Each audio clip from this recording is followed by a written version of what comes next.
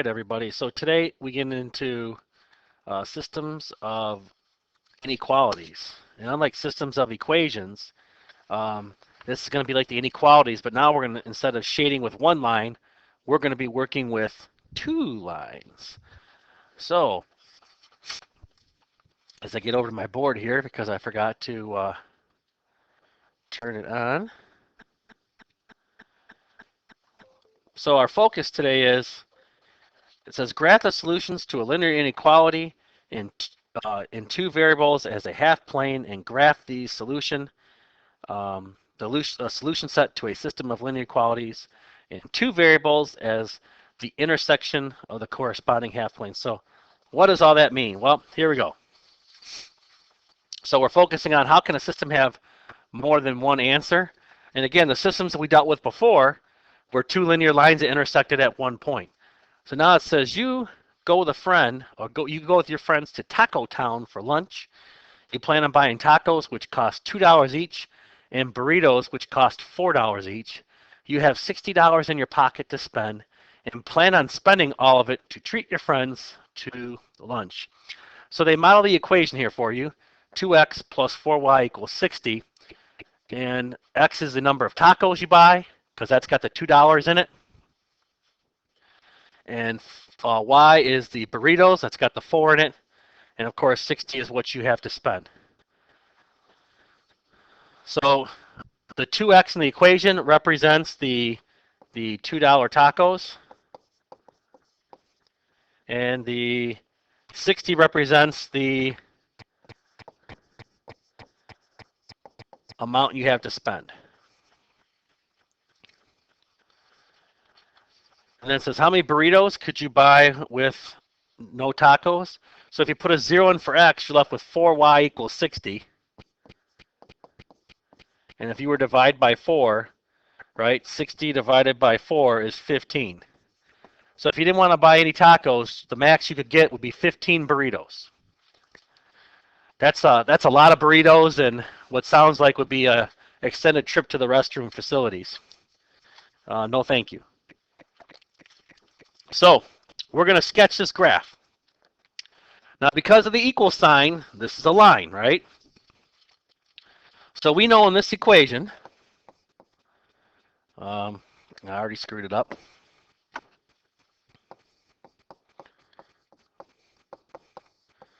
So if we look for the x-intercept, put a 0 in for y, we're left with 2x equals 60. And when I divide it by 2, x equals 30. So along the axis here, if I go up by 3s, because that's what it looks like it started to go up by. Let's see here, all the way to... So 30 is right there. And then it looks like this is going up by 2s.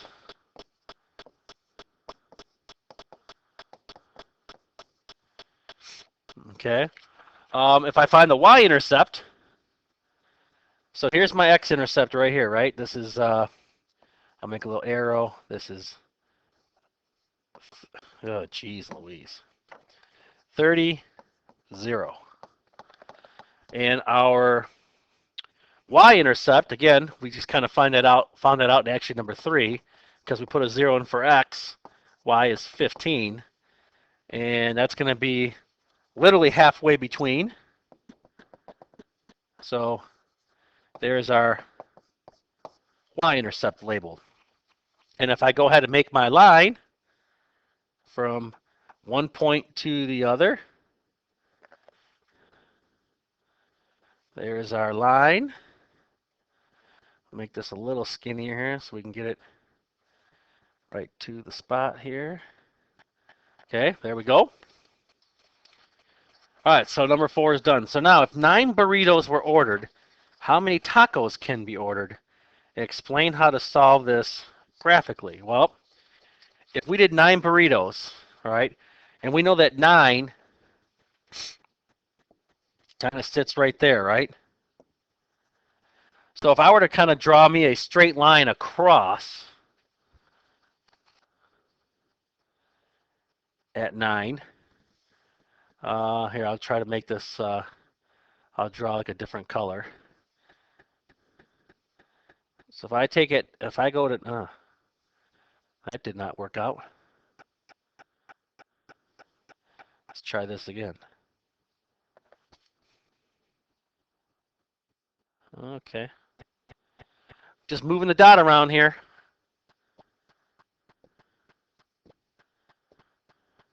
Let's try it again. All right, so there's my line. It looks like I hit. My line's a little low here.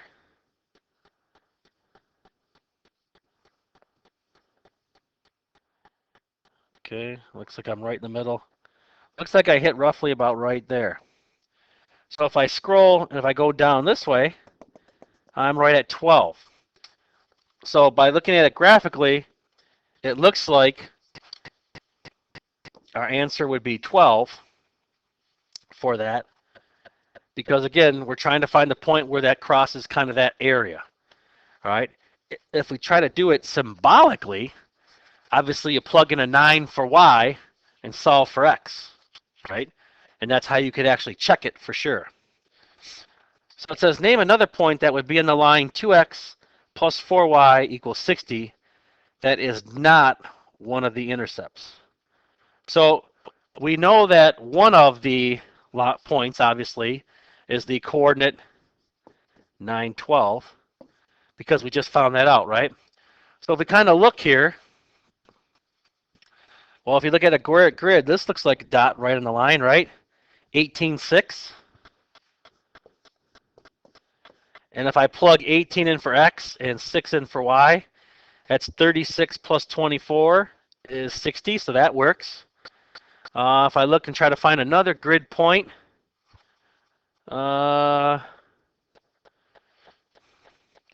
maybe this one. It looks like it's halfway, which would be 24, 3. Let's see if that one works. So 24 times 2 is 48, and 4 times 3 is 12. 48 and 12 is 60, so that works. So again, those are some other points that could be. And again, there's many of them. Okay, there's many of them because there's tons of points on this line. All right. Now it says, what if you and your friends weren't that hungry? What if you didn't spend all $60? This is number 7 here. Identify 3 order pairs that would be possible for a combination of tacos and burritos. Well, again, first of all, this wouldn't be a point on the line, right? Because if you were on the line, it would have to equal 60. So this would be basically any point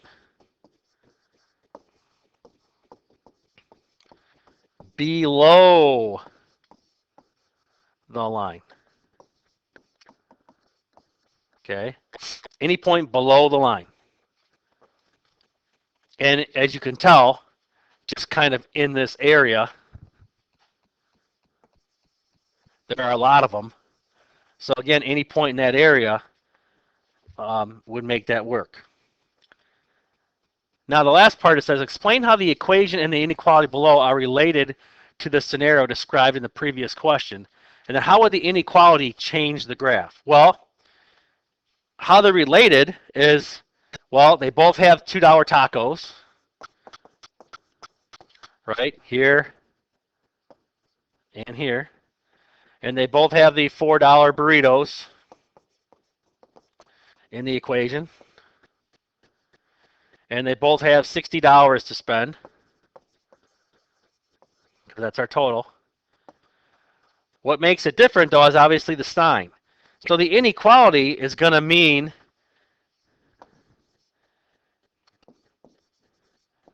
they can spend $60 or less.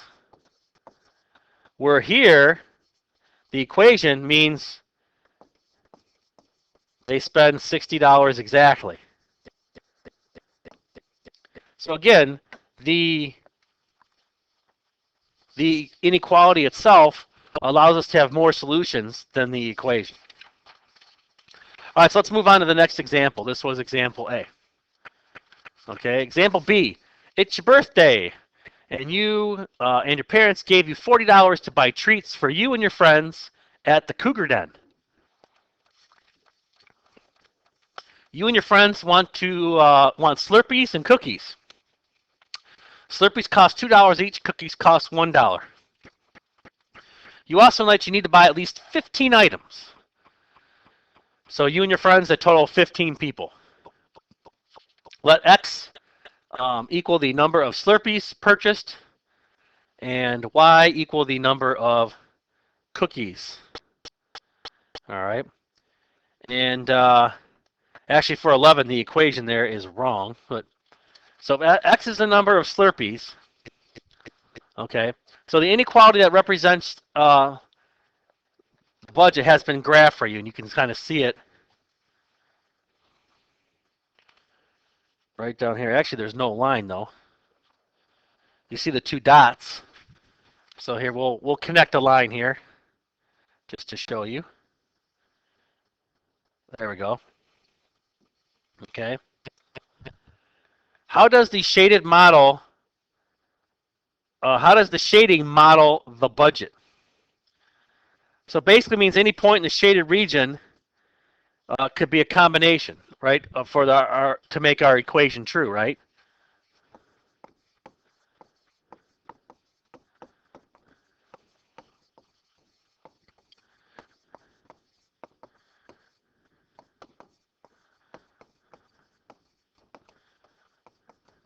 Is a combination to the scenario, meaning either the number of Slurpees we buy or the number of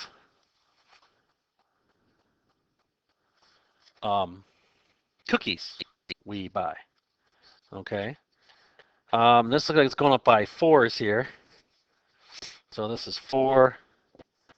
Let's finish filling this in here.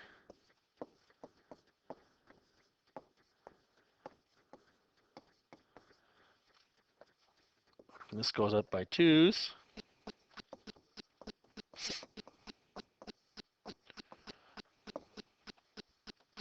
Okay.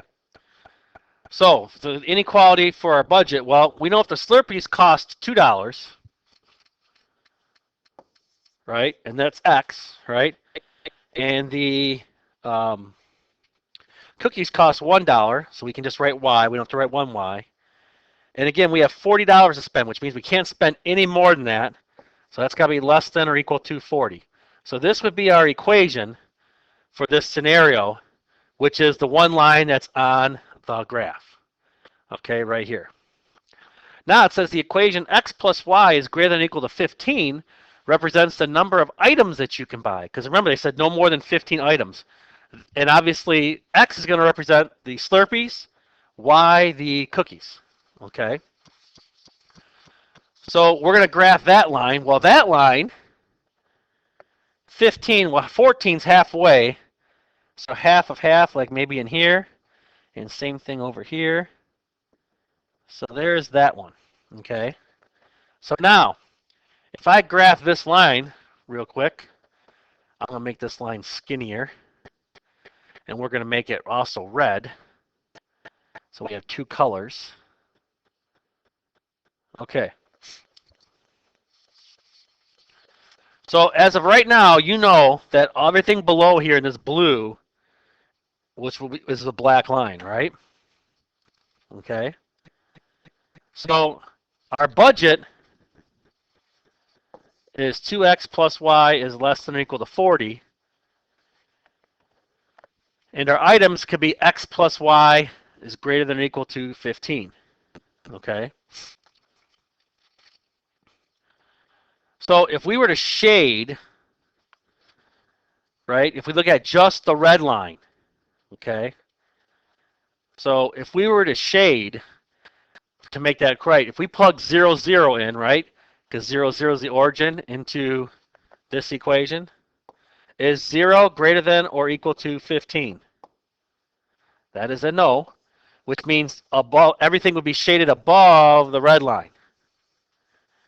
Now, when you're shading a system, if you notice, right, there's an area where the two shades kind of connect. And that's right here where this blue and red meet. So this area here that you see me coloring in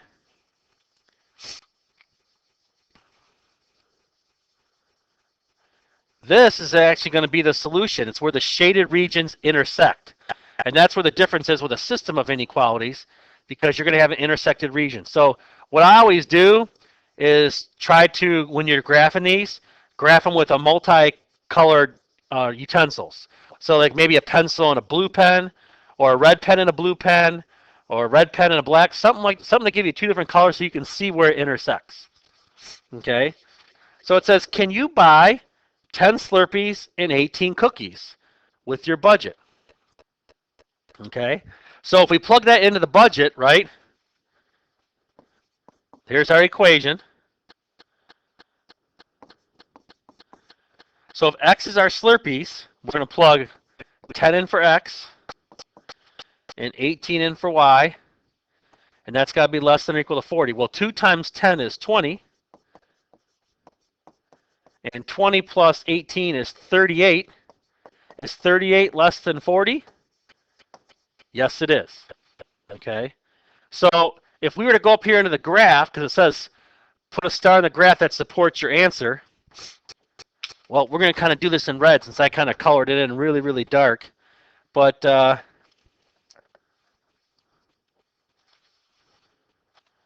need 10 and 18 is going to roughly be about there. And you can see that that falls in the shaded region, that overlapping shaded region, thus being a solution. So down here it says, name 2 points that are in the section of the graph that satisfy both conditions, right? It's going to be any point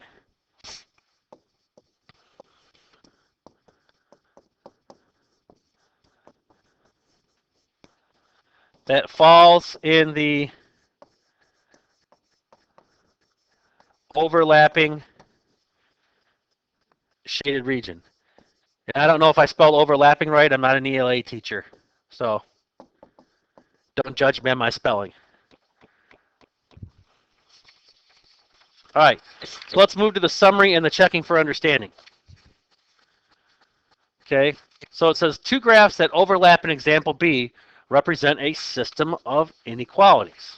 Okay, how is a system of inequalities different from a system of equations? Well, in a system of inequalities, there is more than one solution.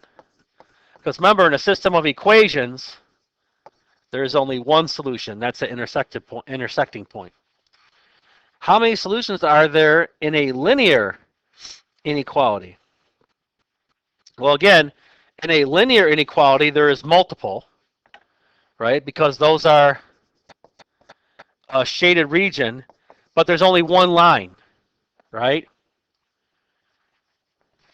And that could be why it says, so any points in the shaded region. And depending on the scenario, if it's less than or equal to or greater than or equal to, that include the line in the shaded region. Okay. How many solutions are in a system of inequalities? Well, again, that answer is also multiple. Not infinite, because there's some areas where it won't be, but there's still many, many, many solutions. And that's going to be also any points in the overlapping, because it's going to be where the 2 overlapping linear inequalities meet. Okay, so in the overlapping shaded region will be that solution. So just understand the difference between the 2. Okay, 1 line, a bigger shaded region, 2 lines, it's going to be that overlapping shaded region. Okay. And then how does the graph show the solutions for a system of inequalities? I feel like this just keeps repeating itself. It shows it by the overlapping shaded region.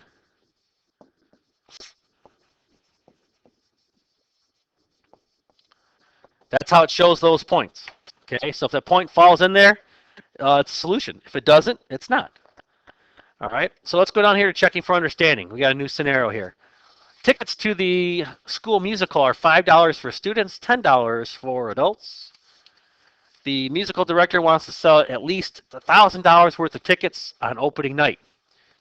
And the director wants to sell at least 50 tickets. So there's one scenario that's going to model the sales of tickets, and another one's going to model the number of people. Okay. So if you do the amount of sales per tickets, well, you know that student tickets are $5. And if you notice down here in the graph, okay, these student tickets here are on the x-axis, right? And the adults are 10. And they want to at least sell 1,000, which means we're talking about greater than or equal to 1,000. And then the number of adult tickets, right? If they want to sell at least 50 tickets, and this is modeling adults, this would be Y, because Y is the adults. Adults is on the vertical axis. Has to be greater than or equal to at least 50 if they're just selling adult tickets, right? Because they want to sell at least 50 adult tickets. So if I try to draw two color lines here for you, if I draw the adult ticket ones, that's this line, because you can kind of see the shaded region here, right? So the shaded region of the Y is greater than or equal is right here. And that's this, on the video, on your notes, obviously you're not going to see it as well, but this beige colored area. All right. So I don't know if they have like a, I know in the old feature they used to have a highlighter. Let's do that because that'll overlap. So let's see if this works out right. Nope. Still not working out right. Because it won't let me change the color. I wonder if it'll let me if I put the pen back and let me do it by my finger. Oh, there we go. Okay, so this shaded area is the Y is greater than or equal to 50. Okay.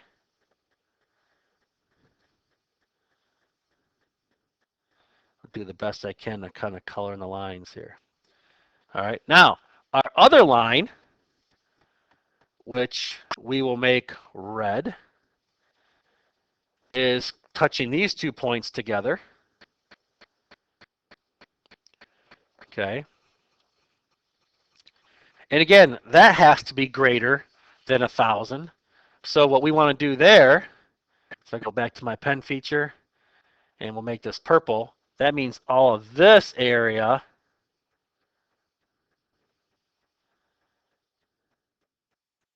right in here, there's your greater than. Okay. So where is our intersecting lines? Well, our intersecting area, I guess if I go red, because you kind of see where the color is kind of all right in here and up. Okay. That is the intersecting area, right? So any solutions would kind of be in this area where the two colors intersect. But again, it's not going to go below that line. Okay. So where those two colors intersect.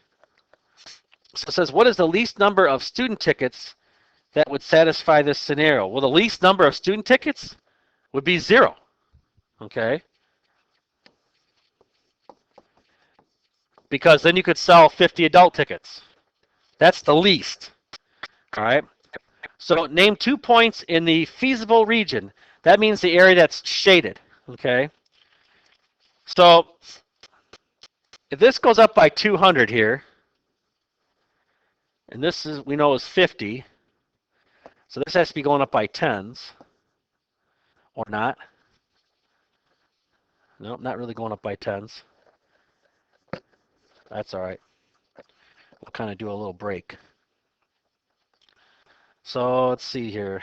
1, 2, 3, 4, 5, 6, 7, 8, 9, 10. So this would have to be going up by 20s also. 40, 60, 80, 100, 120, 140, 160, 180, and then of course there's 200.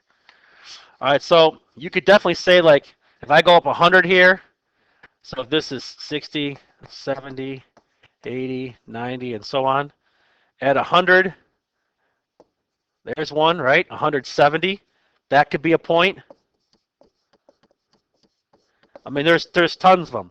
I could do the one right next to it, which is 120, 70.